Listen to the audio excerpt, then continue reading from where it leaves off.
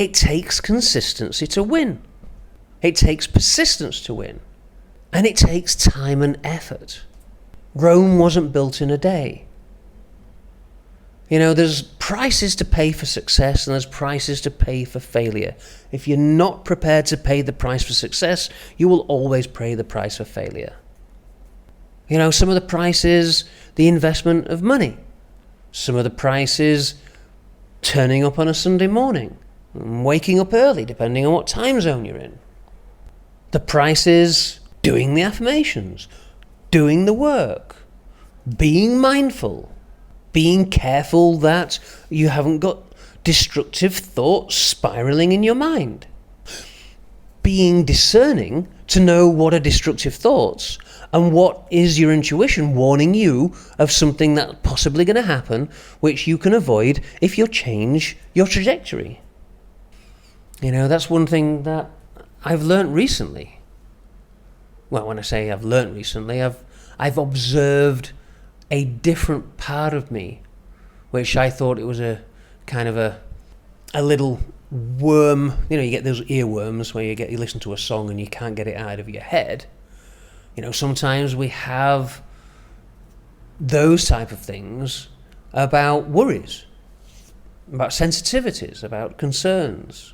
And part of it is when they come up, basically giving yourself reassurance, grounding yourself, centering yourself, closing your eyes, having a deep breath, letting that go, replacing it with the alternative positive version.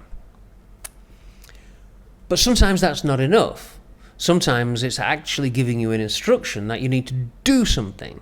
The last 6 letters of the law of attraction is action. And you have to take action to get feedback. If you don't take action, you will get different feedback. You'll never avoid feedback.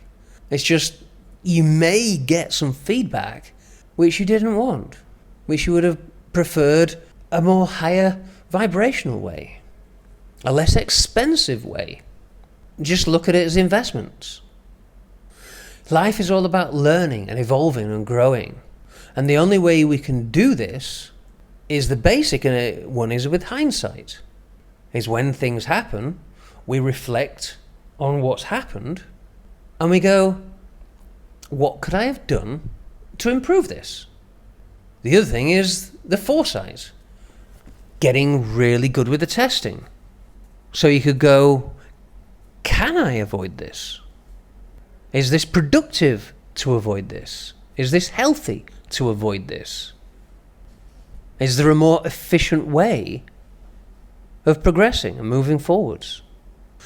And 99% of the time there is. And you've always got to accept there is always stuff that you can learn. There is always situations that you can get yourself in, which is an opportunity to be presented, and for some reason or another you don't take it. There's no point getting angry or frustrating at yourself in hindsight, going, oh, fucking idiot. This is where we usually self-deprecate. And we start telling ourselves stupid things, and beating ourselves up, when in reality we should be stepping back into that gratitude. Well, I am grateful for that experience, and I'm grateful for now looking in hindsight and realizing if I'd have done that, I may have avoided this. And yes, I have now had a bigger inconvenience or a bigger expense or whatever, but that's that.